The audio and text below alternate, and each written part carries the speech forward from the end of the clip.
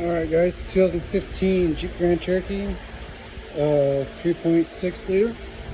We're doing the oil cooler. So how to get all your oil and everything out of this this valley pretty easily.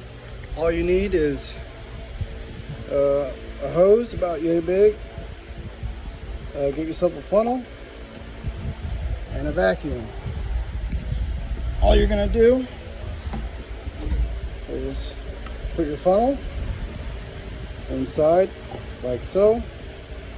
Go ahead, turn it on. Okay, take your hose, put it in there like that. Okay, then